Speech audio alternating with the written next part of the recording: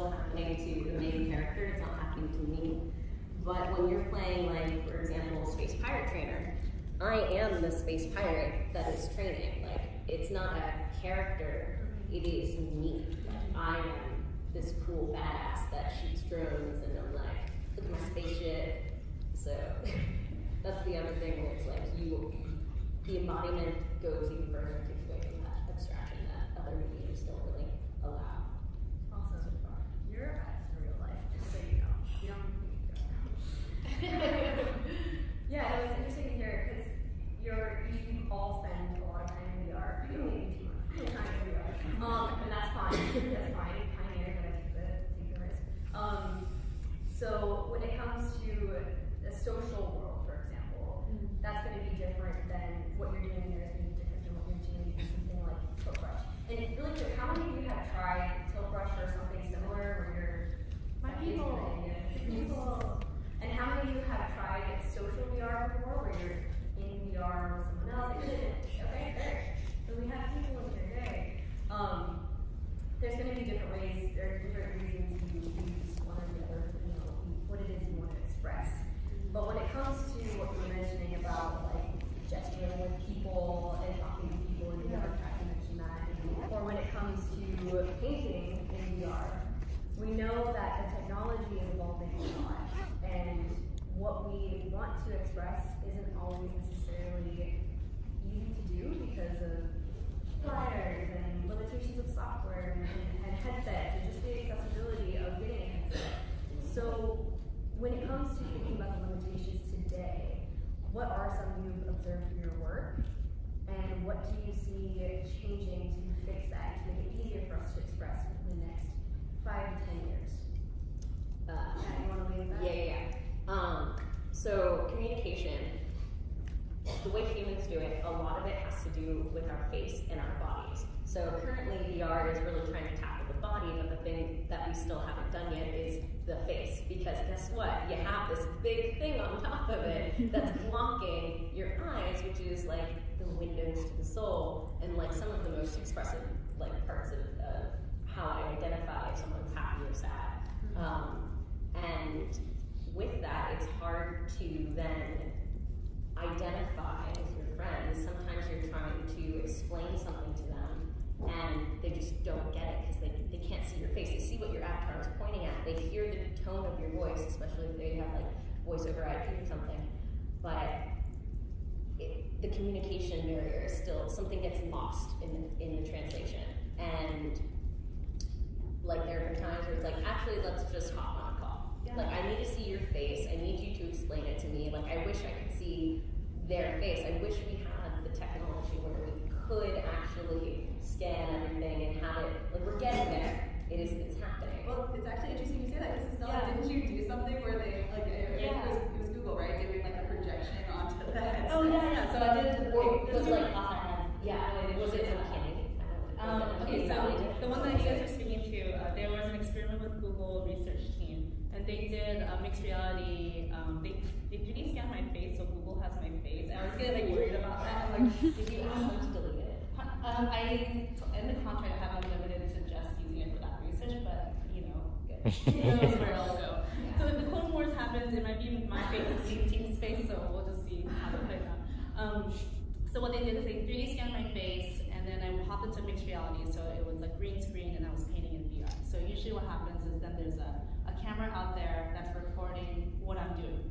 But usually what I can do is overlay the painting and show a third-person view of me, but I still have this headset. So you can't really see my expression as I'm painting my painting. Yeah. So what they did with that 3D scan is that in post-production, they can overlay it on top of that composited video. So then in the output, it shows my eyes. There was like eye tracking inside of it. So it could track my eyes and my expression, and that was overlaid in that video. Yes, and it was live compositing or after, like I know it's overlaid, so it's post, but was it like live? It does definitely take some time to render it out. Yeah. The research team did write a blog post about it, so it is on the Google research blog, so you can read about it. I think you would like that. Yeah.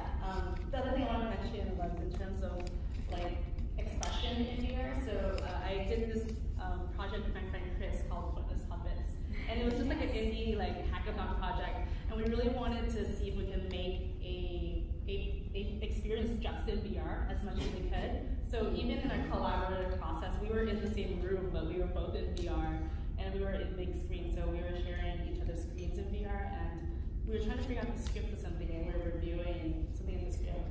And he was confused about something. He was like, wait, go back, what does that part mean? But in big screen, the avatar is just this happy, smiley, avatar. And I was like, what do you mean? How do you not understand? So I couldn't read his expression to know when he was confused. And then we were just there was so much tension between us in that moment. I was like, let's just hop out of VR so we can talk about there's communication loss. And one thing I want to mention very quickly, again, we're talking about VR, but when all of a sudden you're having phones come into the conversation, where it might have facial tracking, but then you're just this little box and you don't have body tracking anymore. As soon as you start crossing what social can do, so it's I'm in VR, but my friend has a phone, my other friend has a HoloLens, and we're all working together. Then what does even that mean? How do we define that? The ecosystem today is not as unified as we need it to be, and I think we'll start to see that change, of course, as the industry starts to mature. We'll see solutions that come up that make it easier to collaborate regardless of what device you're on. And I think to me, the biggest challenges that we're facing around that right now is it's easy for all four of us to talk about how we express ourselves in VR because we're all very integrated into the industry and we have jobs where we're exposed to it on a day-to-day basis. But the technology needs to get to a point where everybody can use virtual and augmented reality technologies to express themselves. We can't kind of keep it on this centered around tech hubs. The technology needs to get to a place where it can be distributed and accessible by everybody in the world essentially, because those are all stories that need to be told. Those are all people that need to be having this ability to express themselves and communicate, and it needs to be accessible. And kind of to what Estella was saying, it needs to be safe and private too. And right now we don't have a lot of, actually I think we have way too little regulation about how data is used that we're producing for the internet anyway. And when you think about that in a spatial form, it's things like your face, your likeness, your body movements, which you start to see research that hints at that being personally identifiable. You could just look at my body movements and be like, oh, that's Liv. And I've had experiences where I've been in a shared virtual space with people, and regardless of what avatar they're using, even if it's one they've never used for themselves, I can still be like, oh, I'm pretty sure I know who that person is because of how they're moving around the space and the cues that their body is giving off.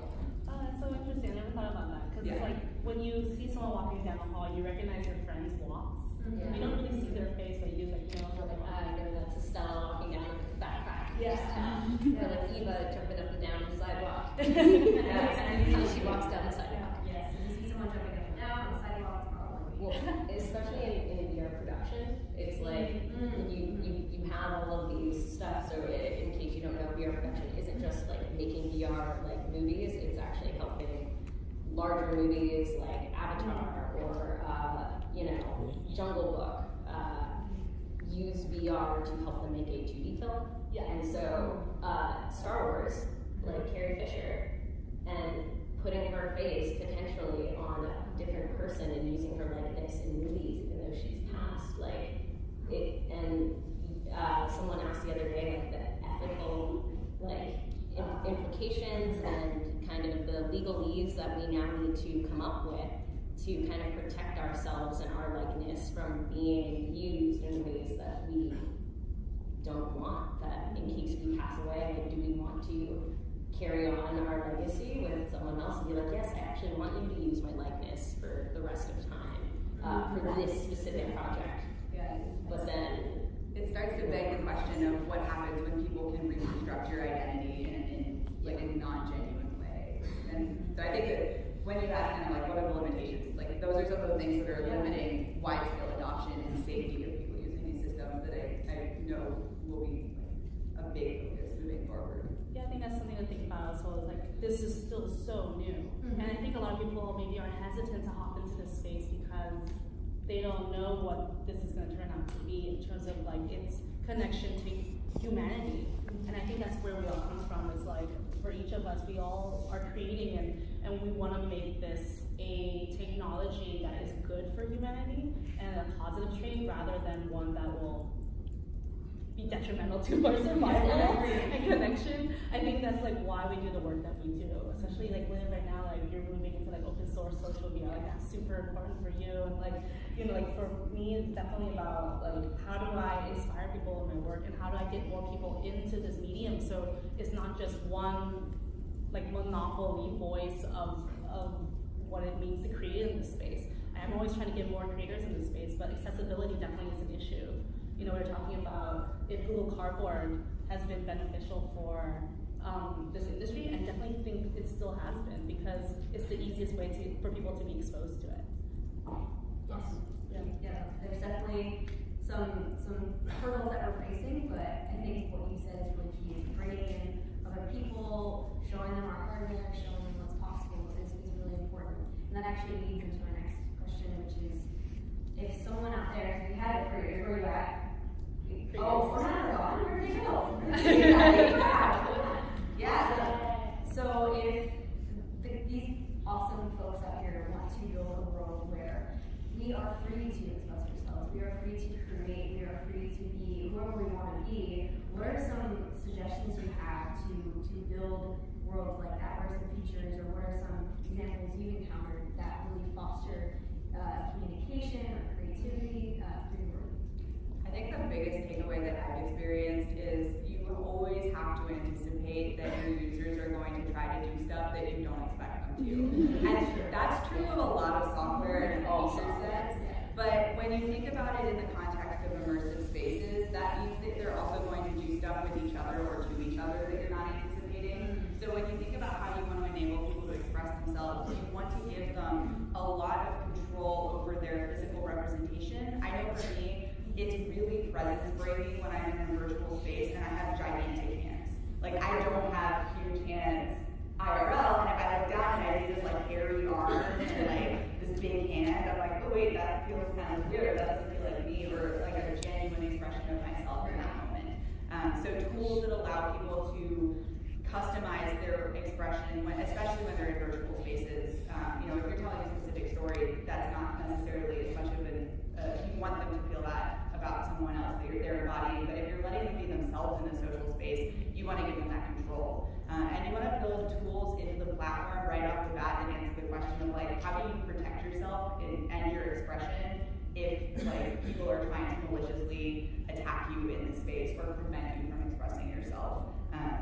So those are tools that, like, social VR platforms will have, like, privacy bubbles or, you know, filter out the degree of which people can find you in virtual spaces and what kind of tools you have for moderation of these spaces. Those are all really important if you're building a multi-user space together where people are going to be trying to express themselves sometimes in not very nice ways. So I think, like, those are where when I think of the space and, like, expression, those are a couple of those key elements. I think that when possible, you want to afford as much creativity to your users as you can, because communication takes so many different forms. Kat's talking about how she likes to express herself very physically, which is talking with her hands. Estella talks to, you know, expressing herself through her artwork and the brush strokes that she makes. And other people will want to pull in media that exists from other areas of their life. For me, it's thinking about how can we start constructing these immersive spaces that tie in all of these different facets of personas that I've built up on social media and the things that I want to be creating in the world, and, like, gifts I want to be posting and texts that I want to be sharing and reference documents that I want to be pinning. So as we're talking about all of this, like, you could see the research that we found when we're putting this panel together and, like, the different examples of all of that, that creativity and flexibility of these spaces really allows us to dive deep into different forms of communication that people might have today that right now are spread across a bunch of different apps and devices. Like, who here has at least, like, 3 messaging platforms that they communicate with people regularly on, right? Like, yeah, we don't want that to be the norm for virtual and augmented reality. We want to find ways to yeah. Even among ourselves, like, preparing for this, we're like, wait, where was that? Text. Who texted what? Like, Messenger, WhatsApp, email. Yeah, something that I think the question was before, like things to be conscious of as a creator, I think, in this space. For me, it does come down to ethics. It does come, like, even though I'm just an artist, like, I choose the stories that I want to tell because I think there's stories that are worth telling, and they're important to tell. So whether it be art history, like recreating a masterpiece so that people can find a new meaning to this art that previously inspired people, how do we inspire people again? Or whether it be through education, like using Tiltbrush as a creative medium to then educate students about, like, this is the anatomy of an atom, going in further and further because scale is no longer a limitation, like using that medium to educate people. Which you did. Which I did, yeah. I learned where DNA exists because I didn't know before. I didn't have good science classes that worked for me. Yeah, and so like thinking about what it means for me, like it's important to think about like the greater consequence of the work that I'm creating as someone who has a platform. You know, it's like as an artist, what kind of voice do I have, and what do I do with that voice? It's really important for me to tell the messages that I really want, that I think are important for humanity. Yeah, and going forward, so I've been working mainly in the space of crossing all of the platforms so far, so VR, HoloLens, phones, IoT devices. So for me, it's very important with this new realm going forward. It's okay, all of these devices are sharing the same space. How do they then express themselves in a way where communication isn't lost between the limitations of each individual hardware platform? It's interesting when you get a person with a phone looking at a virtual object and a person in a headset who's in a different room or on the other side of the planet looking at that same object, trying to be like, oh, I see this cool point over here, and they can just touch it and like maybe put an indicator. And the person on the phone wants to also put an indicator, and then they realize that they have that limitation of, oh, I can't touch the object. So how do you make that person then interact with the object seamlessly? How do you, all of the questions I like to ask are like, moving forward, how do we make each device its first person experience that doesn't seem limited? It seems like just a different use of a tool. So like instead of using a hammer on everything, I have a hammer, and then I have a screwdriver when I want to screw things. It's like, oh, when I want to really be embodied with my work, I'll use a headset, and I'll be able to use communication devices that can then be expressed on a phone easily, so that my friends on phones who may not have headsets can share the experience with me, can communicate in a way with me where it's like, okay, they can, if we don't have voice, maybe text, and they're texting and they see the text thread on their phone, but then in VR, I just see like a cute little text bubble that pops up. I'm like, oh, that's Estella saying that she likes my Tiltbrush because I'm new at this and I can draw like maybe a flower. And it'll be great. And it'll be great. But yeah, it's going forward for me, expression and trying to identify it not just virtually, but like with augmented reality, and then trying to get them to talk to each other, and then also with physical devices like IoT devices. If I want to change the color of the lights with something on my phone, the person in VR, if they're in the same space, the virtual version of this room, like, and the light should change, I want to also have a panel where I can change the lights. And how do you communicate that where it's like, I'm trying to switch a light, no, I'm trying to switch a light, who's going to do it? Yeah, it's a lot of that. I think something you spoke to is like the integration of VR to AR, and I think like AI definitely will play a place in this industry as well, and like in terms of content creation as well as like just the development of what this industry means. So like I think a lot of times people kind of separate them, but I think there's more of a blending As of we what move forward, yeah, it's going to of be what those just, things mean. Yeah, because I mean, at the end of the day, expression is about communicating your inner self to the people that are around you, and only your mind has all of the context for what it is that you're trying to express. And the better tools that we have to express ourselves, whether that's through text or our phones or through a fully embodied avatar that's moving around as much as we do when we're talking, or being able to have voice chat or be able to speak in other languages and understand that and get the context of these different words and the ways that we communicate, all of those things have to come together because we all benefit collectively as a society and as communities when we're able to more effectively communicate our expression to convey what's going on inside our heads. Because we got a lot going on, right? So We got a lot, all the time. and that's okay. Hopefully they'll be able to better express that in the future. Thank you for sharing all that. That's a lot to think about in terms of what to consider when it comes to social creativity and hardware itself, just merging it all together. And I was thinking of a question when you were talking, when it comes to having all of these different platforms where we represent ourselves and communicate who we are, what is, at the end of the day, what is identity if we're able to just manipulate it, like just change our avatar from the character from SpongeBob or into a square like Stella likes? Like, how does identity change through the different technologies that we're using, and how will that change in the future because we're using more embodied tools? I was gonna say Kat had a really good, like, concise version of what you thought about identity. Oh man. In terms of how it was modular and a lot of it. Yeah. When did we talk about that?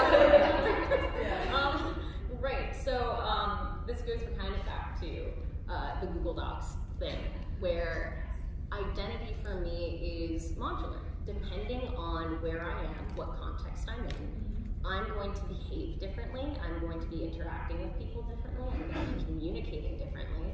I communicate with y'all much differently than I communicate on a professional email thread where I'm working with a client, as do like most people, I would like to think.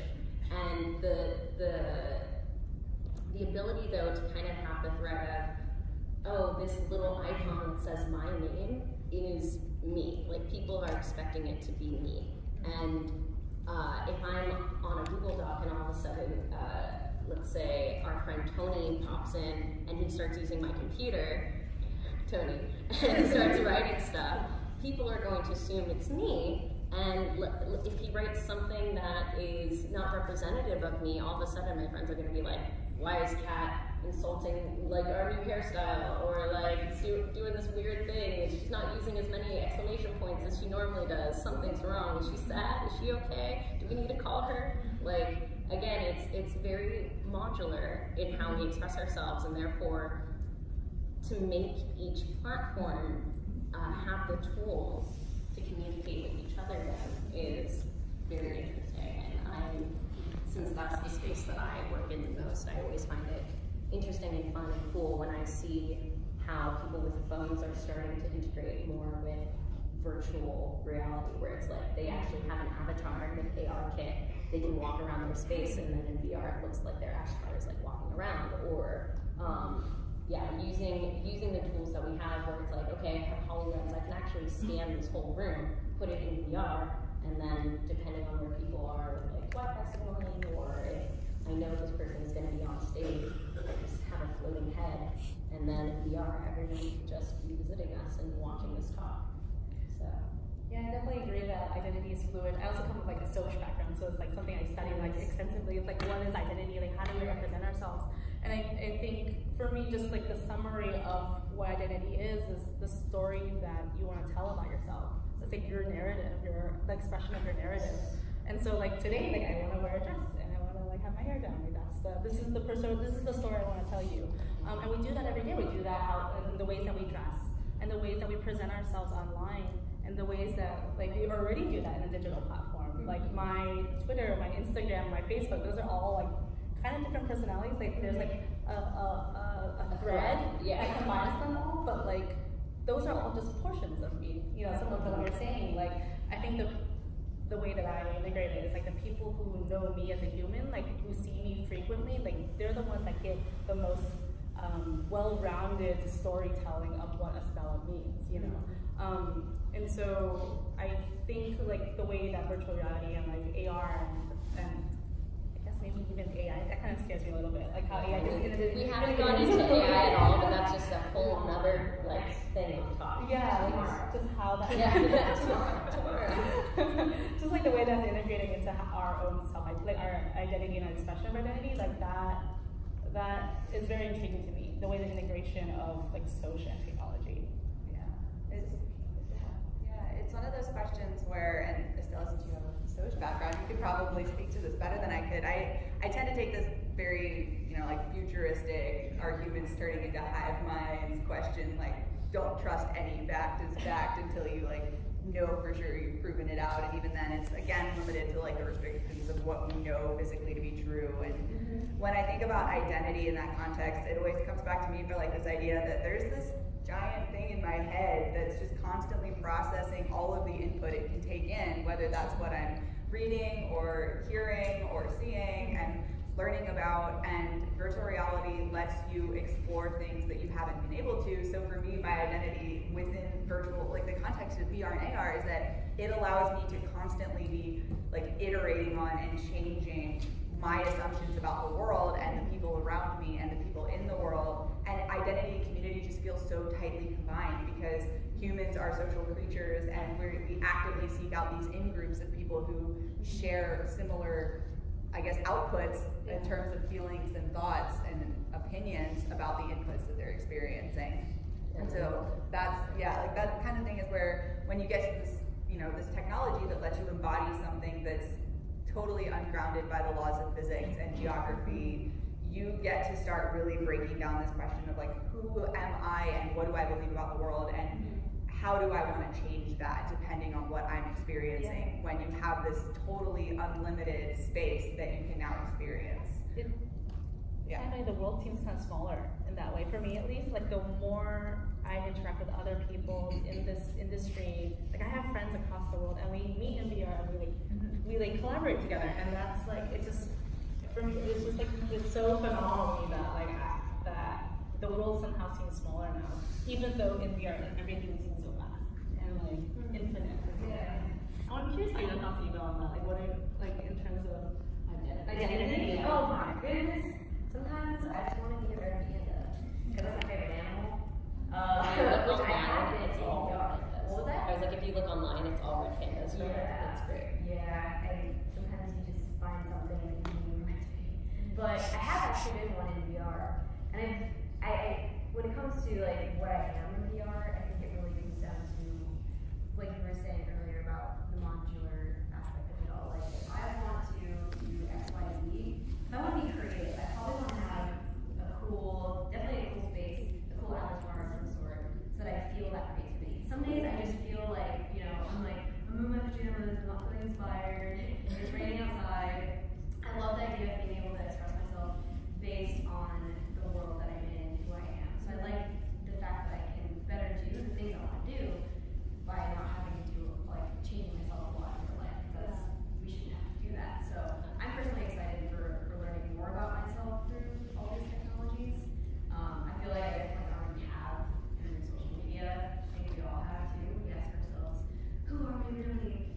I'm not just this avatar, I'm not just this handle, I'm more than that. And I hope that we can push those feelings out more. And I know that there's some experiences in the virtual cinema that do that. I don't remember the names, but there's somewhere you are. The location. If you're looking at, I was like, do you remember the location? Is it right when you get in the room? It's like, no.